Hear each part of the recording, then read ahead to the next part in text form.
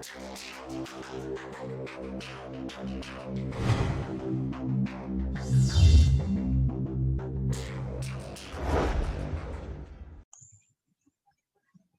samil alim minasyaitonir rajim. Bismillahirrahmanirrahim. Assalamualaikum warahmatullahi wabarakatuh. Hamdan wa syukran lillahi wassalatu wassalamu ala rasulillahi amma ba'd. Sekali lagi baik Allah Subhanahu wa taala dan mengucapkan alhamdulillahi rabbil alamin. Salam selalu tercurahkan pada baginda Nabi Allah Muhammad sallallahu alaihi wasallam. Rekan-rekan sekalian, pada kesempatan kali ini kita akan membahas terkait tentang satu akad yang menjadi inti atau core, di mana akad yang pertama kita bahas inti dalam akad-akad syariah atau akad-akad transaksi Islam, yaitu jual beli. Maka pada saat ini kita akan masuk kepada akad sifatnya adalah equity based, di mana permodalan dicampurkan di sini, yaitu akad syirkah, yaitu akad kerjasama. Ini outline yang akan kita pelajari. Kita tidak perlu dibahas satu persatu, kita akan masuk langsung pada bahasan kita. Maka rekan-rekan sekalian, kita akan bicara di definisi dulu, substansi dan legalitas syirkah itu. Maka syirkah dalam bahasa Arab namanya al-ikhtilat awil khultu. Maksudnya ya bercampur. Yakhtalitu ba'dun ba'dun. Makanya ada istilah kalau dalam fikih dilarang ikhtilat antara laki-laki dan perempuan karena bercampurnya, tidak jelasnya laki-laki dan perempuan dalam satu tempat, satu majelis. Maka yang dimaksud dengan syirkah di sini adalah ikhtilat, yaitu percampuran atau bercampurnya atau persekutuan di antara dua orang atau lebih, sehingga antara satu dengan yang lain masing-masing susah untuk dibedakan, susah untuk dipisahkan. Jadi maksud dari di sini persekutuan atau perkongsian antara satu atau dua, baik sifatnya barang atau orang, terus sehingga tidak bisa dibedakan lagi dengan yang lain. Ini secara bahasa. Tapi nanti kalau dalam implikasi pengertian secara makna atau kita lihat secara istilah nanti akan berbeda dari maksud bahasa ini. Kita lihat satu persatu dari para ulama kita, dari Imam Madhab mendefinisikan. Mazhab Malikiyah mendefinisikan apa itu syirkah. Dia merupakan pemberian izin kepada kedua mitra kerja untuk mengatur harta atau modal secara bersama. Maksudnya setiap mitra memberikan izin kepada mitranya yang lain untuk mengatur harta keduanya tanpa kehilangan hak untuk melakukan hal tersebut. Artinya memberikan legitimasi, memberikan satu izin untuk mengelola harta satu dengan yang lain. Menurut mazhab Hanabilah, yaitu apa? Persekutuan hak dan pengaturan harta. Jadi kedua belah pihak saling bersekutu atau bersepakat untuk mencampurkan hak dan juga pengaturan akan harta. Dalam mazhab Syafi'iyah berpandangan apa? Tetapnya hak kepemilikan bagi dua belah pihak atau dua orang atau lebih, sehingga tidak terbedakan antara hak pihak satu dengan yang lain. Ini dalam mazhab Syafi'i. Sedangkan mazhab Hanafiyah, nah ini yang menjadi salah satu patokan nanti ketika kita bicara transaksi, itu apa? Sebuah akad kerjasama. Jadi disebutkannya langsung menjadi sebuah akad kerjasama atau transaksi di sini di antara kedua belah pihak dalam apa? Yaitu modal dan keuntungan. Jadi dalam pandangan mazhab Hanafiyah ini yang komprehensif, yang lebih mudah untuk dipahami, yaitu maksudnya apa? Terjadi akad kerjasama antara satu dan yang lain dengan apa? Yaitu dengan modal dan keuntungan. Jadi bekerja samanya ada modal dan ada keuntungan. Yang inilah nanti akan didefinisikan lebih detail pada transaksi-transaksi yang sifatnya pada kontemporer. Legalitas akad syirkah apa sih? Maka rekan-rekan sekalian, kita mengetahui bahwasanya syirkah ini ya terjadi juga di zaman Rasulullah Muhammad SAW, para sahabat, tabi'in, dan sampai saat ini. Maka akad syirkah ini didasari pada Al-Quran, Sunnah, Ijma' Muslimin.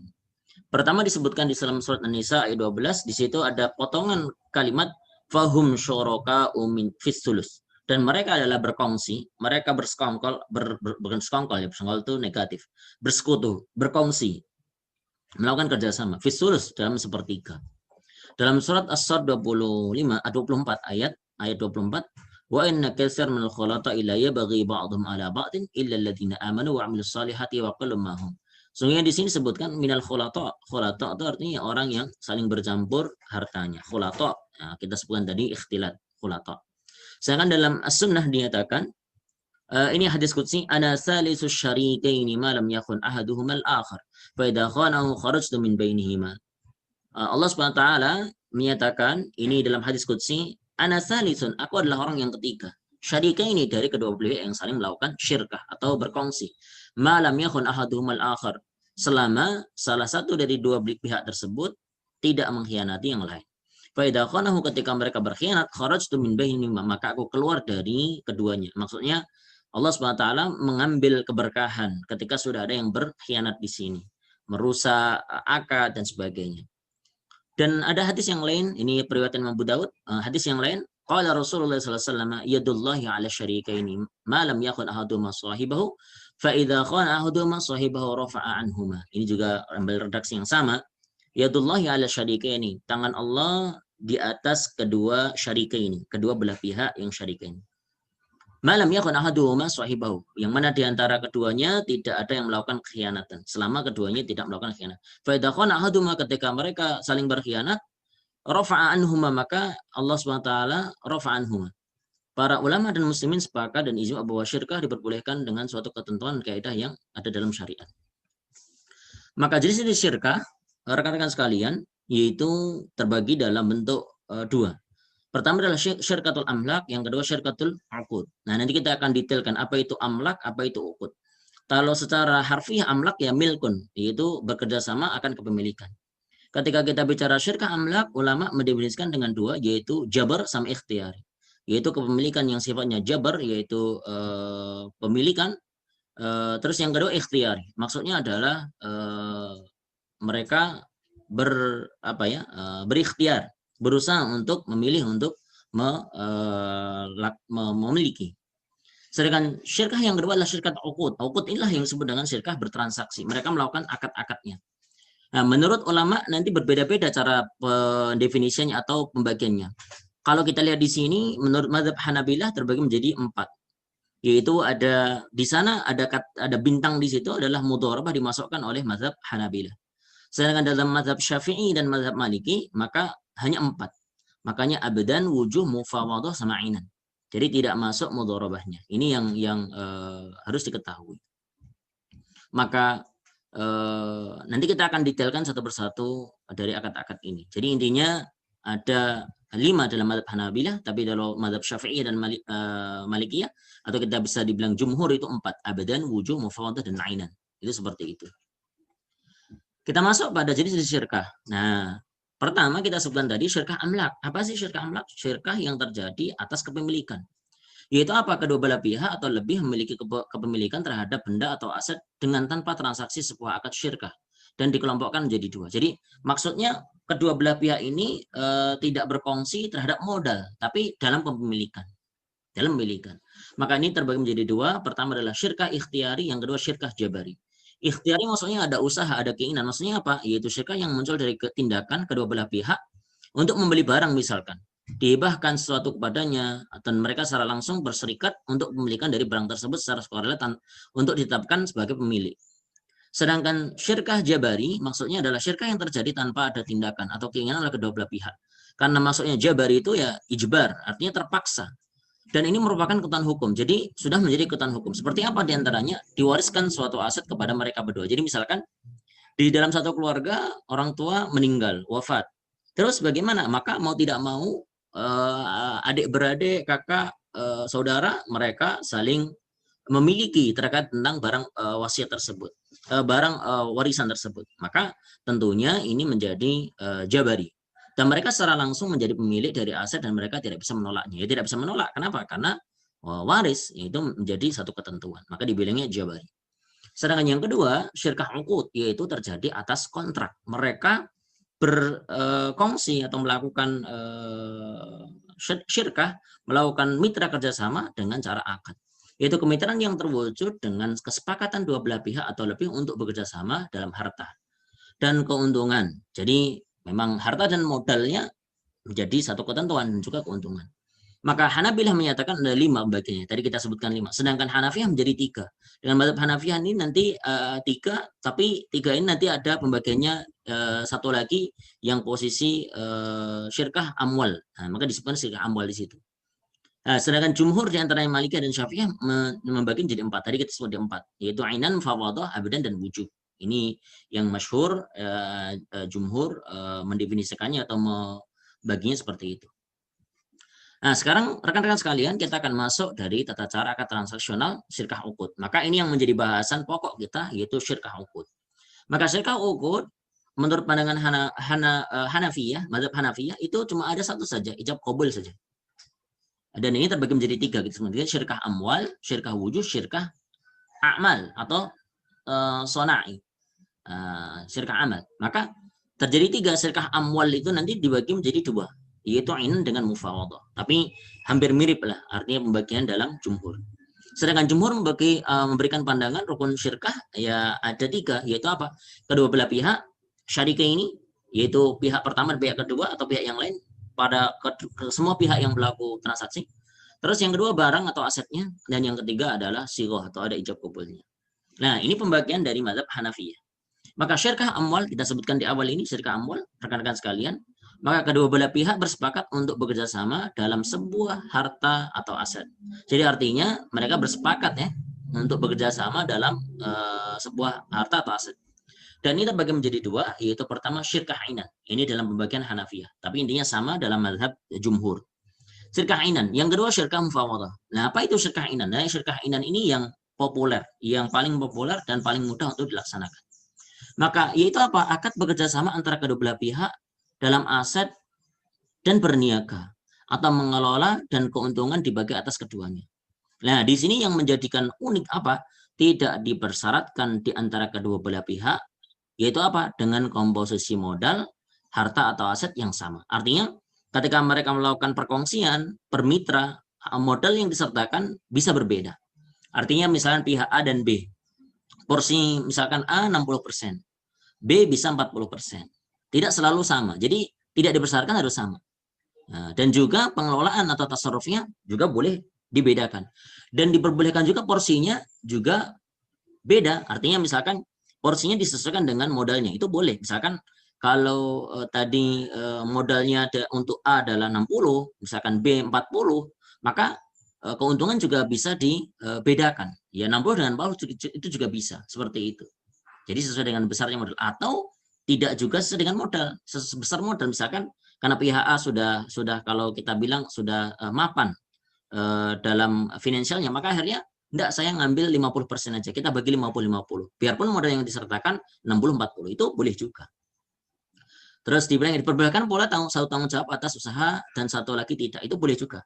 Bisa juga porsi keuntungan berbeda atau sama. Di ketentuan tersebut disepakati kedua pihak di awal. Jadi perhatikan baik-baik rekan ikhwan sekalian, yaitu mereka bersepakat semuanya ini di awal. Jadi tidak boleh ketika sudah berjalan syirkah terus terjadi perselisihan. Nah, ini tidak boleh, tidak diperkenankan hal tersebut. Dan mengubah di tengah-tengah tidak boleh. Jadi sesuai dengan kesepakatan di awal dilaksanakan. Kalau mau melakukan re-akad misalkan, maka tentunya nanti ketika satu putaran akad sudah selesai, maka boleh nanti melakukan re-akad lagi atau menstruktur ulang akad lagi. Yang kedua syirkah mufawadah. Kata mufawadah itu mufawadah artinya apa? Kesamaan. Di sini yang menjadi titik perbedaan inan dengan mufawadah, yaitu apa? Jalinan akad kerjasama antara dua belah pihak atau lebih untuk sebuah usaha dengan syarat keduanya sama dalam modal, pengelolaan, dan keuntungan. Jadi modalnya sama, pengelolaannya sama, dan keuntungannya sama. Porsinya sama semua. Tindakan satu pihak merupakan tanggung jawab yang lain juga, dan keduanya sama dalam hak dan kewajiban. Nah ini tapi sangat sulit terjadi. Makanya dalam mazhab Hanafiyah, Syafi'iyah, Zaidiyah, dan Hanabilah tidak memperbolehkan hal ini karena sulitnya tercapai persamaan antara semua pihak. Kalau di modal mudah, tapi pengelolaan bagaimana? Keuntungannya bagaimana? Nah ini yang paling sulit adalah pengelolaannya karena semua belah pihak harus ikut terjun. Makanya ini cukup sulit ya untuk diberlakukan. Maka ulama-ulama juga memandang kalau semuanya sama dengan tanggung jawab, dengan tupoksi kerja, maka akan sangat sulit sekali. Terus selanjutnya yaitu yang kedua, tadi kita masuk syirkah amwal, yang kedua adalah syirkah wujub atau syirkah ala dhimamin. Itu piutang. Maksudnya apa? Akad kerjasama antara dua belah pihak di mana masing-masing pihak sama sekali tidak menyetorkan modal. Nah ini nanti yang dikritiki, tidak ada modal. Tapi bagaimana yang dilakukan? Wujub. Maksudnya wujub apa itu? Yaitu atas nama baik.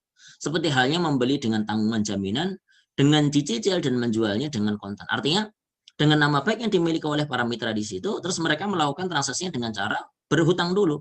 Jadi mau beli sesuatu terus hutang dulu atas jaminan orang lain. Mereka menyumbangkan atas apa? Nama baik, reputasi, creditworthiness tanpa menyetorkan modal dan pembuatan barang. Jadi yang terjadi ya misalkan punya reputasi baik, nama baik, terus akhirnya mereka melakukan transaksi kerjasama, terus atas dasar salah satu atau di antara beberapa, misalnya ada pihak yang lain menanggung kegiatan mereka. Terus nanti akhirnya mereka jual dengan bentuk cash, tapi bayarnya dengan bentuk cicilan dan sebagainya. Nah itu juga ada keuntungan dalamnya. Tapi menurut madzhab Malikiyah, Syafi'iyah, Dhahiriyah, Imamiyah, Al-Laits, Abu Sulaiman dan Abu Thur menyatakan syirkah ini batil karena tidak berkenan atau tidak berkenan tentang harta atau pekerjaan. Jadi karena memang tidak pada modal tadi, maka ini dipandang sebagai syirkah yang batil. Kerugian ditanggung bersama sesuai dengan kesepakatan. Biarpun kalau misalkan bisa terjadi, ya tentunya dengan kesepakatan yang dilakukan. Yang ketiga, syirkah abadan atau amal. Apa ini? Yaitu akad kerjasama oleh dua belah pihak atau lebih dari kalangan pekerja profesional, di mana mereka sepakat untuk bekerjasama mengerjakan suatu pekerjaan dan berbagi penghasilan yang diterima. Nah, kalau yang di posisi abadan itu ya badan. Maksud abdan ini maksudnya apa? Yaitu pada posisi profesi, skills yang dimitrakan. Jadi, semisalnya contoh, yaitu apa? Kerjasama antara pandai besi dan tukang kayu dalam pengerjaan rumah. Nah, karena rumah ini tentunya diperlukan orang yang misalkan dia bisa membuat misalkan tralis, maka perlukan pandai besi. Ada juga pihak orang yang harus bisa melakukan tukang kayu. Apalagi kalau saat ini misalkan tentunya rumah tidak cuma dengan besi dan kayu, tapi macam-macam. Ada sampai ke instalasi listrik, macam-macam lah itu ada. Para mitra mengkontribusikan keahliannya tanpa menyetorkan modal. Hasil dari serikat tersebut dibagi sesuai dengan kesepakatan mereka. Malikiyah mensyaratkan harus dalam profesi yang sama, tidak boleh profesi yang berbeda. Dalam madzhab Malikiyah diperbolehkan tapi dengan profesi yang sama. Sedangkan Syafi'iyah, Imamiyah dan beberapa Hanafiyah menganggap apa? Syirkah ini batil karena syirkah hanya dalam harta saja, tidak pada profesi atau pekerjaan. Nah, ini skema dasar teman-teman sekalian terkait tentang syirkah. Maka tentunya kita tahu mitra pertama dan kedua mereka bersepakat untuk melakukan kongsi, bermitra. Maka terjadi di sana akad syirkah. Akad syirkah. Nah, syirkah mereka silahkan untuk dipilih. Mau syirkah wujuh, syirkah ainan, syirkah abadan, maka harus dipilih. Tapi yang paling possible yaitu syirkah ainan. Syirkah ainan, karena apa? Porsinya beda, tanggung jawabnya beda, keuntungannya juga bisa beda, tidak sama. Terus yang selanjutnya ada proyek usaha yang dilakukan. Maka di sini ada proyek satu usaha, baik dia dagang apa atau sebagainya, usaha kuliner, usaha servis, usaha fashion atau misalkan yang lain, atau hari ini ada fintech dan sebagainya. Maka di sini ada keuntungan, ketika muncul keuntungan atau kerugian, maka di akhir yaitu bagi hasil atas keuntungan atau kerugiannya. Sesuai dengan porsi kontribusi modal. Ini yang paling mudah sesuai dengan kontribusi modal agar tidak terjadi kecemburuan ya misalkan. Tapi kalau sebenarnya rekan-rekan ikhwan punya modal lebih atau misalkan punya kekuatan finansial secara independen, maka tidak perlu untuk mengambil porsi yang terlalu besar. Nah, itu seperti itu. Maka nanti tinggal dibagi saja saya porsinya. Misalkan mitra A 60, mitra 2, mitra B misalkan 40 boleh, atau 50 boleh. Itu sah-sah saja. Maka di sini laba rugi. Nah, inilah hal yang memang menjadi keadilan dalam kita berlaku. Nah, ini yang diantara beberapa solusi yang diberikan untuk menghindarkan riba yang terjadi. Sekarang kita masuk pada syarat-syarat syirkah uqud. Pertama, syarat umum syirkah uqud oleh mazhab Hanafiyah. Maka pertama adalah bolehnya dapat diterima untuk wakal. Artinya ketika kita bermaksud untuk syirkah uqud tadi ya, syirkah dalam akad tadi, dalam sikat ainan, mufawadah, wujuh, abdan, maka diperbolehkan untuk melakukan wakalah. Artinya akad syirkah tentunya satu pihak dengan pihak lain diperbolehkan untuk mendelegasikan dalam tasarruf atau berlaku transaksi. Pembagian keuntungan didasarkan atas pendelegasian satu pihak yang lain, maka tentunya ketentuan nisbah keuntungan dengan tindakan yang dilakukan satu dengan yang lain. Pihak satu membolehkan untuk diwakilkan dalam penjualan dan pembelian atau melakukan transaksi tertentu. Sedangkan yang kedua, keuntungan harus diketahui jelas. Jadi dalam akad syirkah uqud ini, ya keuntungannya harus jelas. Kadarnya berapa, porsinya berapa, nisbahnya berapa. Yang ketiga, keuntungan ditentukan dari porsi bagian yang umum dalam persentase atau nisbah, bukan dalam bentuk fix. Tidak boleh. Pokoknya saya harus dapat setiap keuntungan, saya harus dapat misalkan 10 juta. Ini tidak boleh. Tetapi dengan porsi. Jadi artinya sesuai dengan nature dari alamiah bisnisnya. Kalau untung ya dibagi, kalau rugi ya dibagi. Tidak boleh dengan bentuk yang fix. Yang kedua, syarat khusus syirkah amwal. Dari syirkah ukut, ini amwal. Maka amwal artinya cuma ada dua, yaitu di posisi ainan sama mufawadah. Maka harta atau modal yang distorkan itu apa? Harus berupa fisik yang hadir. Existence on spot, baik ketika akad atau ketika pembelian. Ini pendapat jumhur ulama. Harta dalam syirkah amwal tidak boleh berupa hutang atau modal aset tidak eksis ketika kontrak terjadi. Ini tidak boleh. Orang kita melakukan ainan sama mufawadah tapi nggak ada modalnya atau bahkan hutang, itu tidak boleh. Dalam yang kedua, bentuk modalnya itu apa? Yaitu monetary. Ya, bentuknya tunai dalam bentuk dirham atau dinar. Artinya ya modalnya jelas berupa uang misalkan. Terdapat beberapa pendapat ulama terkait tentang modal tersebut seperti hanya kewajiban mencampurkan modal, bentuknya fulus, aset bentuk fungible atau jenis dan sebagainya. Itu ada ketentuan yang lain. Sekarang yang ketiga, syarat khusus syirkah mufawadah. Nah, tadi kan syirkah amwal. Sekarang fokus pada mufawadah. Maka di sini ada ketentuannya. Pertama adalah kedua belah pihak harus cakap, ada ahliyah dalam melakukan wakalah dan kafalah. Keduanya harus berakal dan rushdun, yaitu rushd, dewasa dan cerdas. Yang kedua, modal usaha kerja harus sama secara takaran dari awal mula sampai akhir, sehingga share atau porsi yang didapatkan pula harus sama. Ini yang mufawadah, maka sulit sekali. Dari awal sampai akhir tidak ada perbedaan, sama terus. Ini sulit untuk dilaksanakan. Yang ketiga, kedua belah pihak harus menyertakan jenis yang sama dari modal, semisal koin emas dengan koin emas. Tetapi Hanafi pendapat diperbolehkan dalam bentuk jenis lain dengan syarat ukuran yang sama, semisal emas dengan perak. Jadi ditakarkan dengan takaran yang sama. Share atau porsi keuntungan harus sama dari kedua belah pihak, ya harus sama karena mufawadah. Semua bentuk perdagangan harus diperbolehkan menjadi bagian dari kerjasama. Itu dinyatakan dalam akad ini. Yang terakhir, sighah yang digunakan harus kata-kata mufawadah, tidak lain. Jadi kita bersyirkah mufawadah itu dengan kalimat itu. Sedangkan bagian ketiga ada status syirkah ukut. Bagaimana statusnya? Maka syirkah ukut ini bisa menjadi valid, sahih atau batil, rusak atau fasid sebagaimana persyaratan yang telah ditetapkan sebelumnya. Jadi sesuai dengan syarat-syarat yang melekat. Maka statusnya pertama kali akan syirkah inan dalam harta. Bagaimana? Pertama, syarat usaha atau kerja diperbolehkan dalam syirkah inan untuk mensyaratkan keduanya melakukan ini, melakukan itu. Jadi boleh syirkah inan. Jadi harus syaratnya nggak boleh ini ya, boleh ini ya, menjual ini dan menjual itu ya, itu diperbolehkan. Jadi misalkan jangan lewat ke ini ya, jangan nyebrang laut ya, misalkan itu diperbolehkan juga.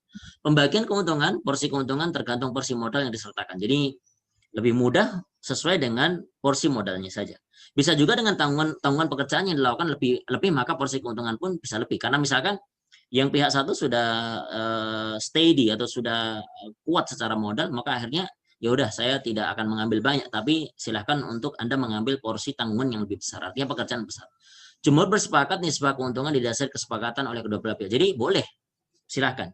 Akan tetapi ketika terjadi kerugian maka harus bagaimana porsi modal yang disertakan. Jadi kalau terjadi kerugian menurut jumhur kembali lagi atas porsi sesuai berapa, yaitu atas modal yang disertakan. Rusaknya harta syirkah. Bagaimana? Hanafiyah dan Syafi'iyah berpendapat ketika harta syirkah rusak atau sirna sebelum pembelian atau pencampuran, maka syirkah nyatakan batil. Tidak, karena belum terjadi.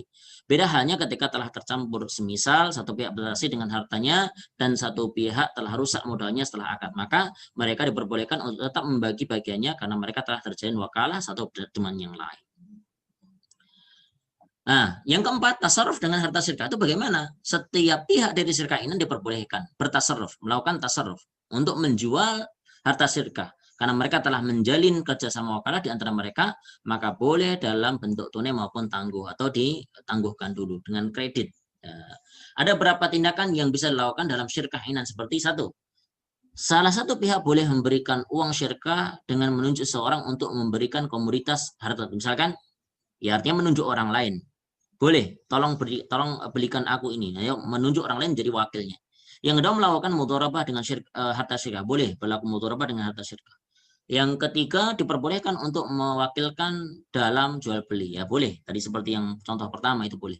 Diperbolehkan untuk melakukan aktivitas gadai dan menggadaikan, boleh juga. Partner boleh menerima atau bertransaksi pindah utang, hawalah dari perdagangan, boleh juga. Setiap pihak harus memenuhi kewajiban dan mendapatkan haknya dari transaksi atau kontrak yang dia lakukan. Ya.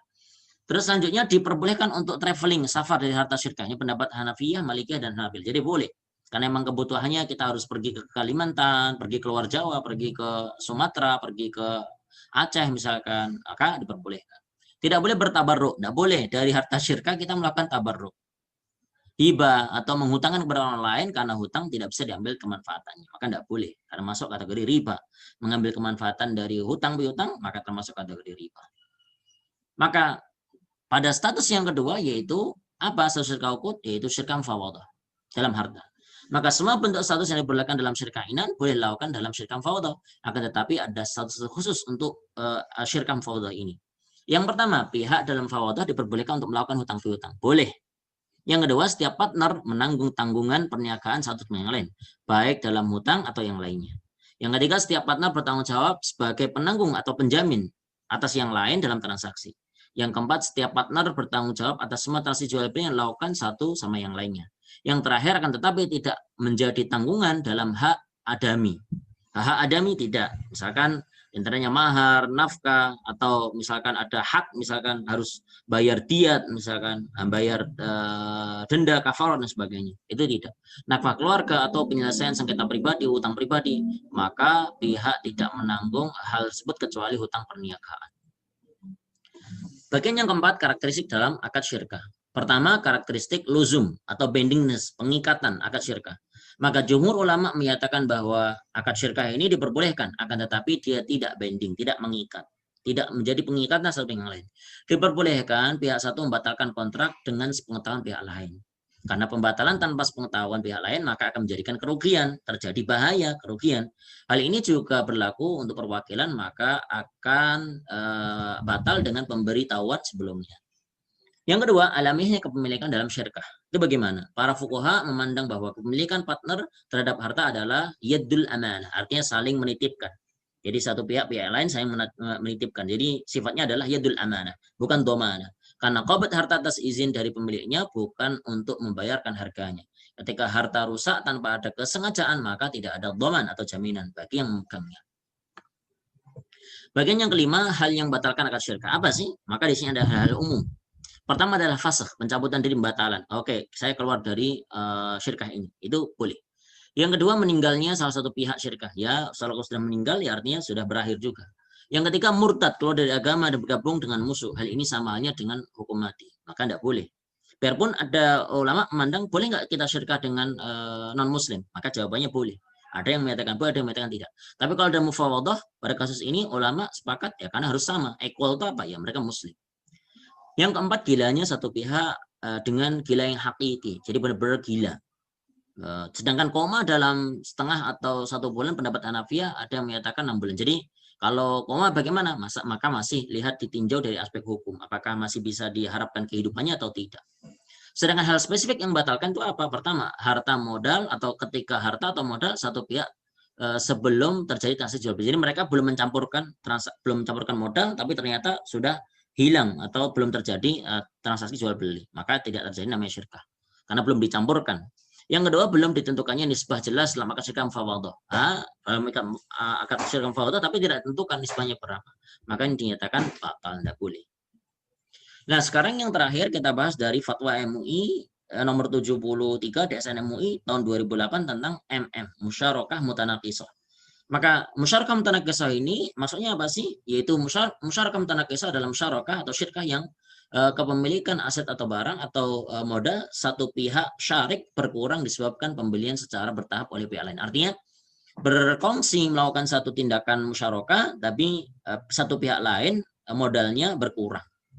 Kenapa? Karena dibeli oleh pihak yang lain. Syarik adalah mitra, yakni pihak yang melakukan akad syirkah, musyarakah. Hissah, ada hissah namanya. Hissah itu porsi, sahamnya. Bagian syarik dalam kekayaan musyarakah yang bersifat musya', yang sifatnya ya bercampur. Musya' yaitu apa? Adalah porsi atau bagian syarik dalam kekayaan musyarakah atau milik bersama secara nilai dan tidak dapat ditentukan batas-batas secara fisik. karena saling bersedekah ya, tidak tahu fisiknya apa karena sudah dibelikan misalnya barang tertentu dan sebagainya. Tapi kalau porsi modal itu bisa diukur. Maka ketentuan hukumnya, hukum musyarakah mutanakisah adalah boleh. Jadi mubah. Ketentuan ketiga tentang akad itu apa? Maka akad musyarakah mutanakisah terjadi dari dua akad, yaitu akad musyarakah atau syirkah. Yang kedua adalah baik, ada jual belinya. Dalam syirkah ini tentunya sebagaimana Fatwa DSN nomor 8 tahun 2000 tentang pembiayaan musyarakah. Pada mitranya memiliki hak dan kewajiban di antaranya satu, memberikan modal dan kerja berdasarkan kesepakatan pada saat akad. Yang kedua, memperbolehkan keuntungan atau memperoleh keuntungan berdasarkan nisbah yang disepakati pada saat akad, terus menanggung kerugian sesuai dengan porsi modalnya. Terus yang ketiga, dalam akad musyarakah mutanakisah, pihak pertama itu syarik wajib berjanji untuk menjual seluruh hissahnya secara bertahap kepada pihak kedua. Nah, misalkan mau beli rumah ya, pihak pertama misalkan menyertakan modalnya 80%, pihak yang kedua misalkan 20%, maka pihak yang 80% mau menjualkan kepada yang 20%. Nah, itu dia. Jual beli sebagaimana maksud dan angka ketiga dilaksanakan sesuai dengan kesepakatan. Yang kelima, setelah selesai pengurusan penjualan, seluruh hissah LKS atau lembaga keuangan syariah beralih kepada syarik lainnya sebagai nasabah. Ketentuan yang keempat, yaitu ketentuan khusus, aset musyarakah mutanakisah dapat diijarahkan kepada syarik atau pihak lain. Boleh diijarahkan. Apabila aset musyarakah menjadi objek ijarah, maka syarik dapat menyewa aset tersebut dengan nilai ujrah yang disepakati. Ya, keuntungan yang diperoleh dari ujrah tersebut dibagi sesuai dengan nisbah yang telah disepakati dalam akad. Sedangkan kerugian harus berdasarkan proporsi kepemilikannya, proporsi modal yang disertakan. Nisbah keuntungan dapat mengikuti perubahan proporsi kepemilikan sesuai dengan kesepakatan pada syarik. Yang keempat, kadar atau ukuran bagian porsi kepemilikan aset musyarakah baik syariknya yaitu LKS yang berkurang akibat pembayaran oleh syarik nasabah harus jelas dan disepakati dalam akad. Yang terakhir, biaya perolehan aset musyarakah menjadi beban bersama, sedangkan biaya peralihan kepemilikan menjadi beban pembeli. Saya kira cukup. Nanti kita akan banyak didiskusikan di akad musyarakah mutanakisah, apa yang terjadi aplikasinya seperti pembelian rumah atau yang lainnya, yang akan kita detailkan dalam bentuk skema insya Allah dalam pertemuan kita. Baik, saya kira cukup. Kita tutup dengan tasbih kifarah. Subhanakallahumma bihamdika asyhadu an la ilaha illa anta nastaghfiruka wa atubu ilaik. Aku qouli hadza. Assalamualaikum warahmatullahi wabarakatuh.